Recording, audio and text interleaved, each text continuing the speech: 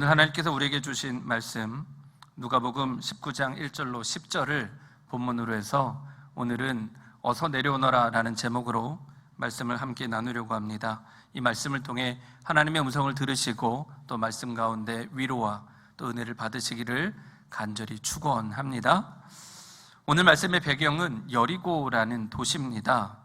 여리고는 아마 여러분 많이 들으셔서 아시겠지만 여호수아 시대에 가나안 땅을 정복하면서 하나님께서 가장 처음으로 점령하게 하신 성입니다.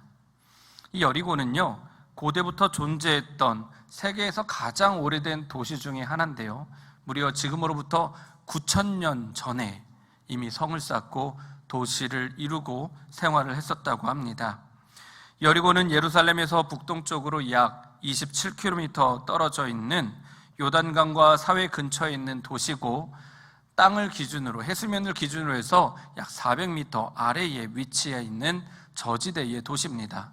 반면에 예루살렘은 이 해수면으로부터 약 700m 정도 높이에 있는 고지대에 있는 도시여서 예루살렘에서 여리고까지 가는 길은 아래에서 위로 올라가는 길이고, 그 길도 좁고 험해서 강도들이 숨어있기 딱 좋은 곳이었다고 합니다.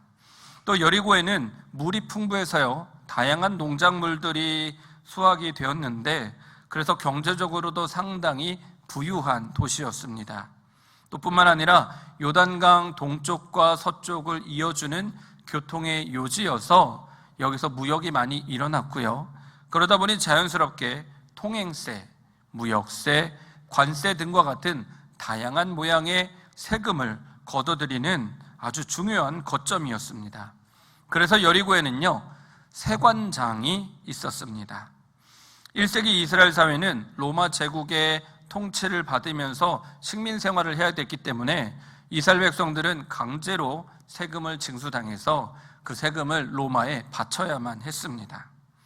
로마 제국은 그냥 세금을 걷기보다는 세금 징수권, 그러니까 세금을 걷어들이는 권리를 공개 입찰을 통해서 판매했습니다. 그러면 특정한 사람들이 세금 징수권을 돈으로 사서 위임을 받아서 세금을 걷어들이곤 했는데, 그 세금 징수권을 위임받은 사람들을 공기업자, 퍼블리카누스라고 합니다. 이 공기업자 퍼블리카누스들은요, 밑에 감독관을 두고서 그 감독관을 통해서 직접 세금을 걷게 했습니다. 이때 감독관, 마기스테르를 세리장, 세관원장이라고도 부릅니다. 이 감독관, 세관장들은 현장에서 직접 세금을 거두는 현장 세리들을 고용을 해서 그들을 통해서 세금을 걷어들였습니다. 대표적으로 현장 세리는 예수님의 제자고 마태복음을 기록했던 마태, 이 마태가 바로 현장 세리였습니다. 그리고 세관장은 오늘 본문에 등장하는 주인공인 삭개오가 바로 세관장이었습니다. 다시 말씀드리면 공기업자가 있고 공기업자 아래에 감독관이 있습니다. 이 감독관을 세관장이라고 부르는데, 세관장 아래에 또 무수한 현장 세리들이 세금을 거둬들였습니다. 그렇기 때문에 세관장은 로마 제국에서 아주 높은 지위에 속했습니다. 그리고 부를 축적하기에 가장 좋은 지위이기도 했습니다. 하지만 유대인들, 이스라엘 백성들의 관점에서는 세관장만큼 나쁜 사람도 없었습니다. 로마 제국의 군인들보다도 더 나쁜 사람들이 바로 같은 동족이면서 동족의 피를 빨아먹는 그런 세관원 같은 사람들이었습니다. 그래서 세관장은 사회의 경멸과 질타를 받는 그런 사람들이기도 했습니다. 세금 징수 공기업자, 세관장, 세리들은 당시 세금 징수권을 가지고 있었기 때문에 일정 금액만 로마에게 납부를 하고 나머지 금액은 자기들이 다 가져도 됐습니다. 그래서 부당한 방법으로 부당한 세금을 책정해서 백성들에게 강제로 세금을 걷어들이고 그렇게 부를 쌓았던 것입니다. 이스라엘의 한 문헌에는 이런 말이 있습니다. 세관장과 세리가 회개한다는 것은 불가능한 일이다. 왜냐하면 세관장이나 세리로부터 상처를 받고 피해를 입은 사람들이 너무나 많았기 때문에 그 모든 사람들에게 용서받는 게 불가능했다는 것이지요. 그리고 죄인을 언급할 때마다 항상 등장하는 관용구가 도둑과 세관원, 강도와 세관원, 강도와 환전상인과 세리, 죄인과 세리, 이런 표현들이 일상생활에 그냥 자연스럽게 쓰여지곤 했습니다.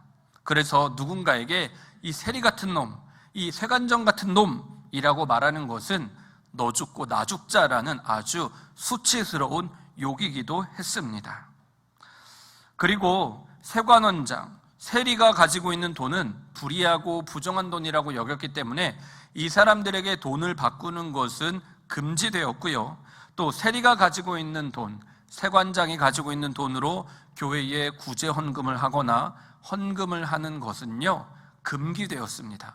왜냐하면 이들이 부정한 사람들이었고 부정한 사람들이 부정한 방법으로 돈을 거둬들였기 때문에 그 돈도 불의하고 부정하게 여겼다는 것입니다. 또 세관장이나 세리들은 유대 공동체에서 제명당했습니다. 유대 사회에서 제명당했다는 것은 회당에 가서 예배를 드릴 수 없다는 것을 의미했습니다. 그러니까 유대인이지만 유대인에게서 쫓겨난 그런 불쌍한 신세였습니다. 만약에 세리라는 직업을 가지고 있는 사람들이 다시 회당에서 예배를 드리고 싶고 그리고 유대인 공동체의 일원이 되고 싶다면 방법은 하나였습니다. 세리, 세관원직을 버리고 성전에 나가서 회개를 해야 했습니다. 그렇기 때문에 예수님께서 세리 중에 한 사람인 마태라는 세리를 예수님의 제자로 삼았다는 것은 그때 당시에 굉장히 큰 충격이었고, 또 세리의 집에 가서 예수님이 죄인들과 함께 밥을 먹으셨다는 것도 이건 있을 수 없는 일이었습니다.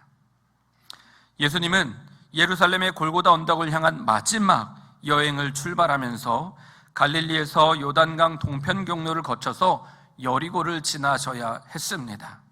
물론 여리고를 지나는 데는 다른 이유도 있었겠지만 예수님에게는 특별히 만나고 싶은 두 사람이 있으셨습니다. 첫 번째는 바디메오라고 하는 시각장애인이고, 두 번째는 오늘 본문에 등장하는 삭개오입니다. 예수님은 삭개오와 바디메오를 만나기 위해서 굳이 십자가 사건을 앞두고 여리고에 가셨습니다.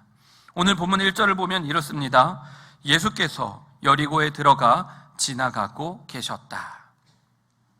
당시 이스라엘 문화를 보면요, 아주 유명한 랍비가 어떤 마을이나 도시에 방문하게 될 때는요, 사람들이 그 소문을 듣고 그 유명한 랍비를 자기네 마을에서, 자기네 도시에서 하루 쉬고 가게 하는 문화가 있었습니다. 그래서 예수님이 여리고에 온다는 소식을 듣자 여리고 사람들은 음식을 준비하고 숙소를 마련하고 예수님을 환영하기 위해서 성문 앞까지 나갔습니다. 그런데 예수님은요, 여리고에 머무실 생각이 없었습니다. 왜냐하면 십자가 여정이 이제 얼마 앞에 남지 않았기 때문입니다. 그래서 1절에 예수께서 여리고에 들어가 지나가고 계셨다라고 기록하고 있는 것입니다. 여리고에 머물려고 하신 것이 아니라 지나가려고 하신 것입니다. 그러니 여리고 사람들의 마음이 어땠겠습니까? 아마 적잖게 실망했을 것입니다. 예수님이 우리와 같이 계시다가 가셨으면 좋겠는데 라는 마음으로 준비를 했는데 그 준비도 수포로 돌아갔고 예수님이 그냥 지나가시니 마음이 서운했을 것입니다. 2절 말씀입니다. 삭개오라고 하는 사람이 거기에 있었다. 그는 세관장이고 부자였다. 한글 성경이 참 번역이 잘 됐는데 간혹 가다가 누락되어 있는 단어가 있습니다. 2절에도요, 헬라어로 두 단어가 번역이 안 됐습니다. 카이이두라는 단어인데요, 이 단어는 그런데 보라라는 의미입니다. 이 단어가 왜 빠졌을까 싶은데요, 이 단어를 넣어서 다시 읽어보면 어감이 완전히 달라집니다. 제가 다시 읽어드리겠습니다. 1절입니다. 예수께서 여리고에 들어가 지나가고 계셨다. 그런데 보라, 삭개오라고 하는 사람이 거기에 있었다. 그는 세관장이고 부자였다. 그런데 보라라는 말이 있고 없고에 따라서 강조점이 달라진다는 것입니다. 성경에서 그런데 보라라는 표현은 성경을 읽는 사람들의 이목을 집중하기 위함입니다. 앞으로 등장하는 사람, 앞으로 일어날 일들이 매우 중요하다는 것을 의미합니다. 그러니까 누가복음의 저자 누가는요, 예수님이 여리고성을 지나가고 계셨는데 그런데 보라, 삭개오라는 사람이 거기 있었다라고 강조하고 있는 것입니다. 그토록 누가가 강조하면서까지 소개한 인물 삭개오는 어떤 사람입니까? 삭개오가 어떤 사람이길래 누가는 이 삭개오를 주목하게 했을까요? 혹시 삭개오라는 이름의 뜻을 아십니까? 삭개오라는 이름의 뜻은 순수한 사람, 순결한 사람, 죄가 없는 사람이라는 뜻입니다. 그런데 삭개오는 이름과는 정반대인 삶을 살고 있습니다. 그는 로마 제국으로부터 허가를 받은 도둑이었습니다. 그냥 도둑은 감옥에 가두거나 그 사람이 가지고 있는 모든 것을 빼앗고 돌로 쳐 죽여도 되는데, 로마 제국으로부터 당당하게 세금 징수권을 수여받아서 사람들에게 세금을 걷어들이는 허가받은 도둑이었다는 것입니다. 그렇기 때문에 본문에서 삭개오는 부자로 소개가 됩니다. 그가 부자로 소개되었다는 것은 그가 부당하게 과도한 세금을 걷어들였기 때문에 부자가 되었음을 의미합니다. 그러니까 이름은 순수한 자, 순결한 자, 죄가 없는 자이지만 실상 그의 삶은 죄로 가득한 삶이었다는 것입니다. 그런데요, 그런 삭개오가 예수님을 만나고 싶어 했습니다. 왜 예수님을 만나고 싶어 했을까요? 그는 부자였고 또 사회적으로도 높은 지위에 속한 사람이었습니다. 그런데 뭐가 부족하다고 예수님을 만나고 싶어 했을까요? 그는 부자이긴 했지만 여리고에 있는 유대 공동체에서 제명을 당한 사회적인 외톨이였습니다.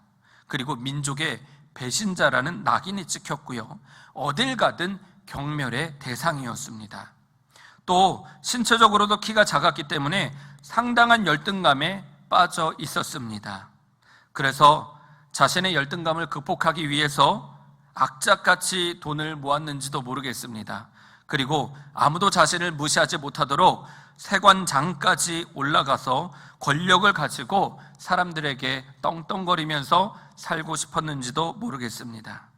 하지만 삭개오는 그토록 갖고 싶어하는 부와 권력을 가지고 있었는데도 여전히 마음은 공허하고 아무도 자신을 인정해 주지 않는 그런 인생을 살았다는 것이죠.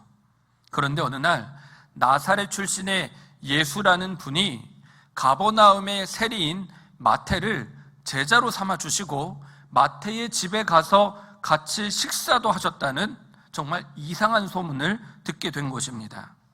지금까지 그 누구도 세리나 세관장을 사람 취급도 하지 않았었는데 갑자기 예수라는 분이 세리를 친구로 여겨주고 말도 걸어주고 또 그와 함께 식사를 했다는 것입니다. 그래서 삭개오는 예수님을 꼭 만나고 싶은 마음이 들었습니다. 우리 3절 말씀을 함께 읽어보면 좋겠습니다. 같이 읽어보겠습니다. 시작.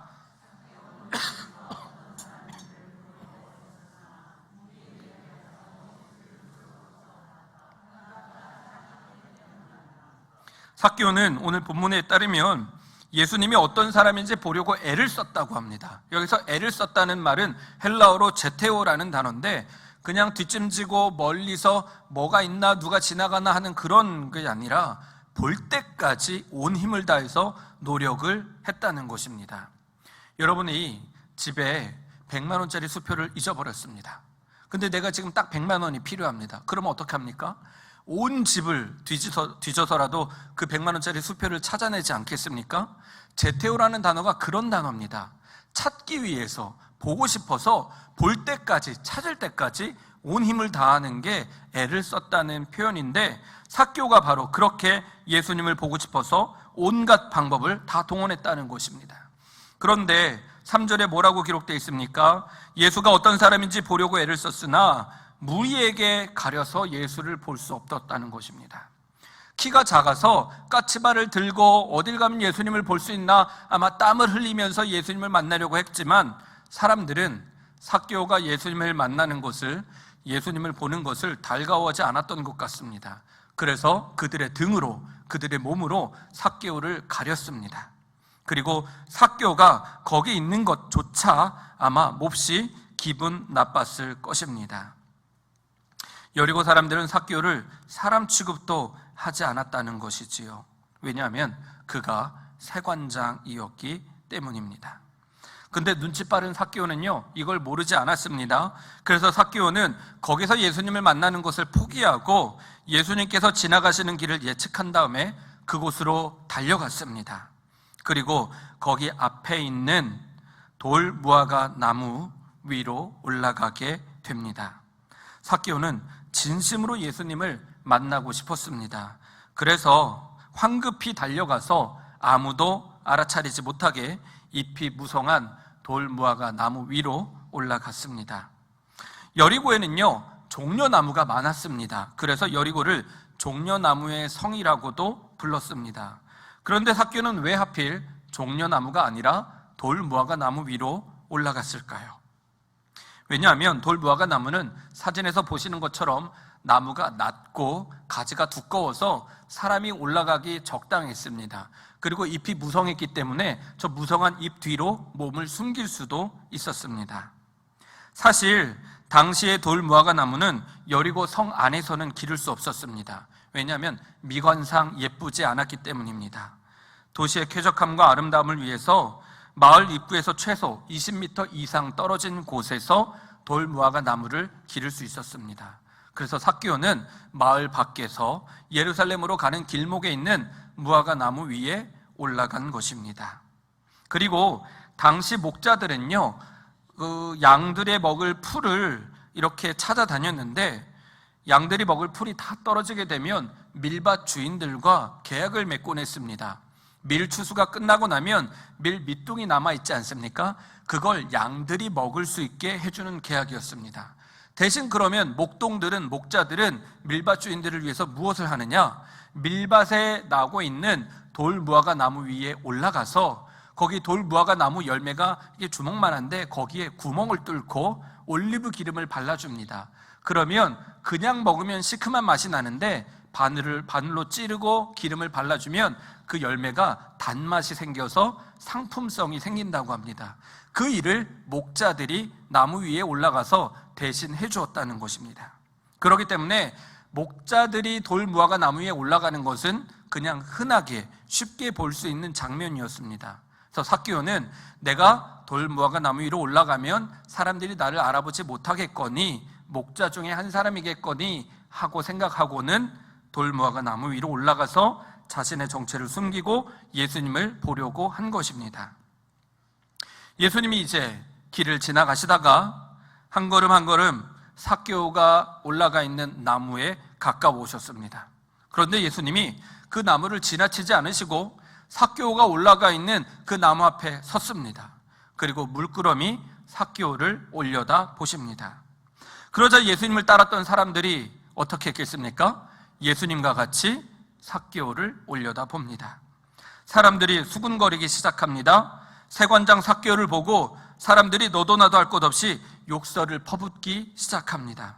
그리고 예수님께서도 자신들과 함께 삭개오를 욕하고 삭개오에게 벌을 내려주시기를 한껏 기대했습니다. 어쩌면 예수님께서 이렇게 말씀해 주시기를 기대했는지도 모르겠습니다. 삭개오, 내 이놈 배신자야. 네가 이 착한 사람들을 억압하는 놈이구나. 너는 네 동포의 피를 빨아들여 부정한 이방인들에게 갖다 바쳤다. 내 조국을 배신하고 하나님을 저버렸구나. 이 마을 사람들이 너를 죽이려고 하고 너를 미워하려는 것도 당연하다.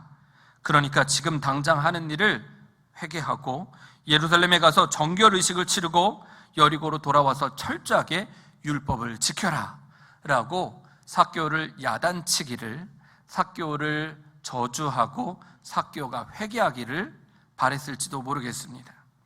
그런데 예수님은요, 삭개오에게 아무런 말씀도 아무런 비난도 하지 않으셨습니다.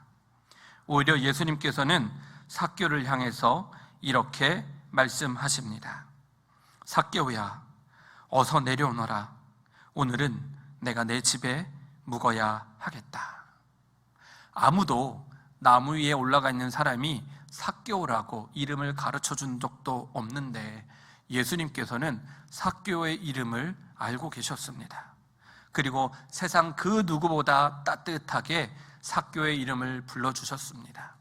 삭개오의 이름을 알았다는 것은 단지 이름만 알고 계셨다는 것이 아니라 그가 어떤 사람인지, 어떤 인생을 살았는지, 그 마음의 중심에 무엇이 있는지 예수님께서 모든 것을 알고 계셨다는 것입니다. 예수님께서 자기의 이름을 부르셨을 때 삭개오의 마음은 어땠을까요? 삭개오의 기분은 아마 그 누구보다 들뜨고 기쁘고 신났을 것입니다. 그래서 삭개오는 예수님이 자신의 이름을 불러주셨을 때 기뻐하며 속히 내려와서 예수님을 자기 집으로 모시게 됩니다. 이제 이야기는 삭개오 중심에서 예수님 중심으로 관점이 바뀝니다. 예수님은 로마의 앞잡이 노릇을 하는 세관장의 집으로 발걸음을 옮기셨습니다.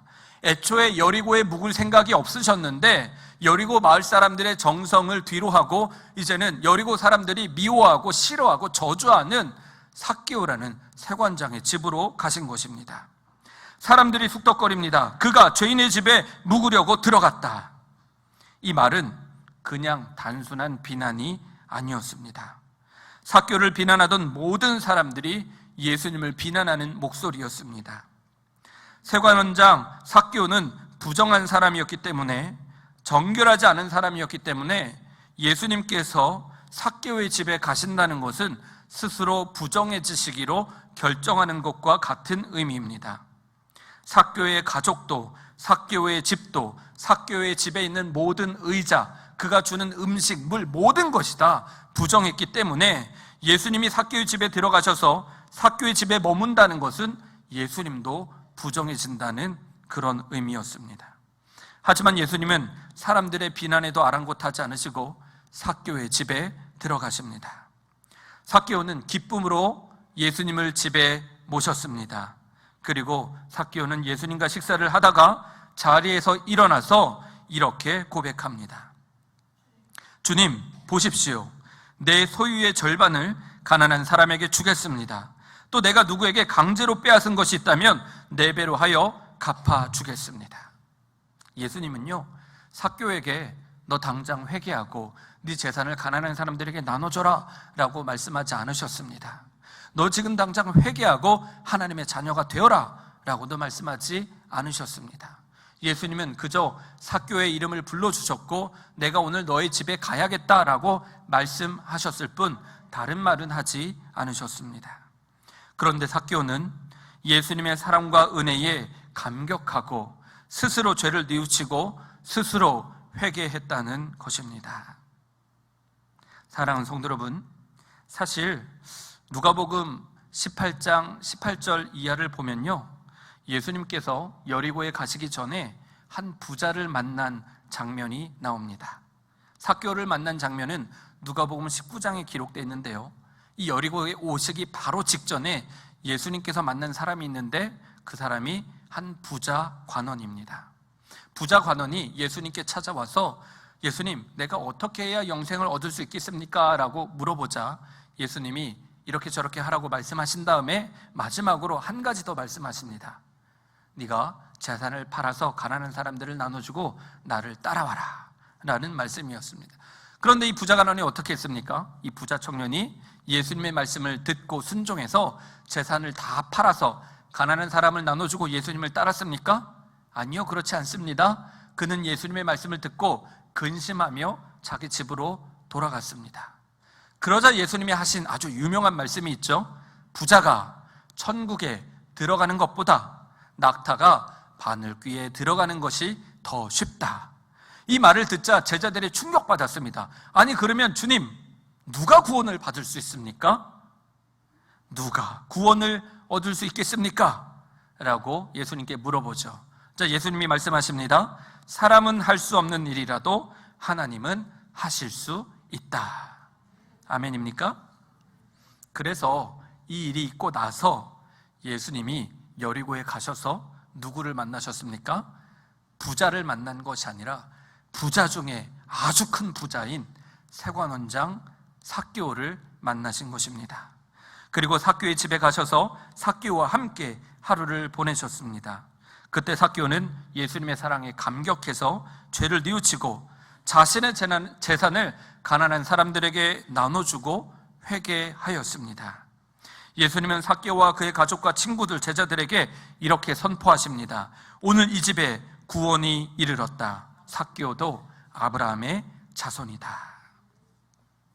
사랑하는 성도 여러분, 예수님은 삭개오를 만나기 전에 부자 청년을 만나고 부자가 구원을 받는 것보다 낙타가 바늘귀로 들어가는 것이 더 쉽다라고 말씀해 주셨습니다. 그리고 사람은 할 수 없지만 하나님은 하실 수 있다라고도 말씀해 주셨습니다. 그리고 나서 예수님이 부자 삭개오를 만나서 그를 구원해 주셨습니다. 자, 삭개오 이야기는 무슨 의미일까요? 삭개오 이야기를 통해서 누가는 어떤 메시지를 전하고 싶었던 것일까요? 부자도 회개할 수 있다라는 말씀일까요? 아닙니다. 사람은 할 수 없지만 하나님은 부자를 구원하실 수 있는데 삭개오를 구원하신 분이 누구입니까? 예수님이십니다. 그러므로 예수님이 누구이십니까? 바로 하나님이시라는 뜻입니다. 예수님이야말로 그리스도 메시아 성자 하나님이시며 예수님을 만나면 그 누구라도 구원을 얻을 수 있다는 것을 지금 삭개오 이야기를 통해서 전하고 있는 것입니다. 사랑하는 성도 여러분, 전지전능하신 그리스도 예수님을 믿으시기 바랍니다. 어느 누구라도 예수님을 만나면 인생이 변화된다는 것을 믿으시기 바랍니다.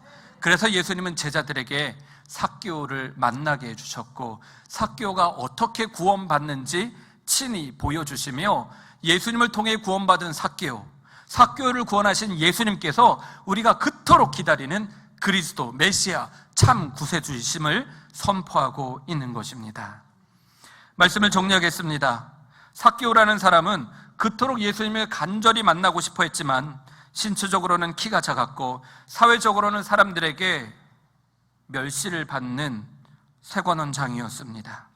그렇기 때문에 예수님을 만날래야 만날 수 없었습니다. 하지만 삭개오는 자신이 원하는 것을 얻기 위해서라면 반드시 자기의 욕망을 이뤄내는 그런 사람이었습니다.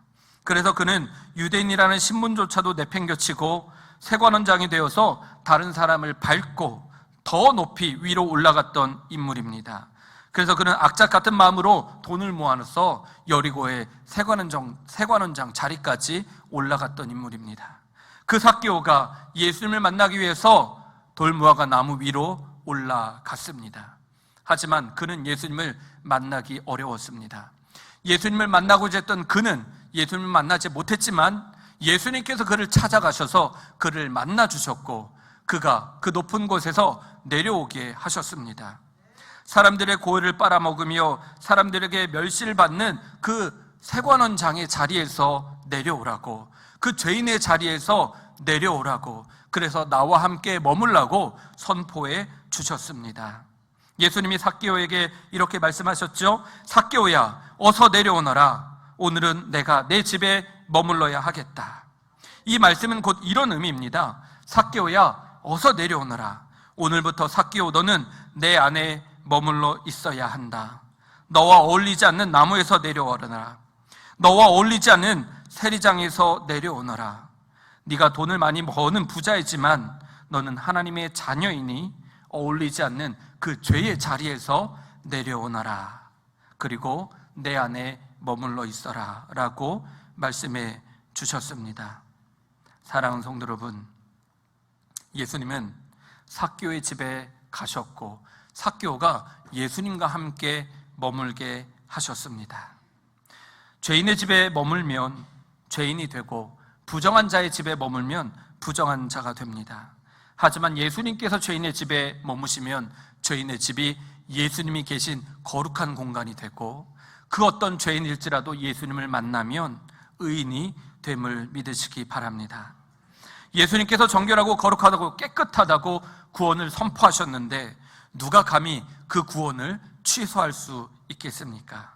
이처럼 사람은 할 수 없지만 하나님은, 예수님은 능히 하실 수 있음을 믿으시기를 소망합니다.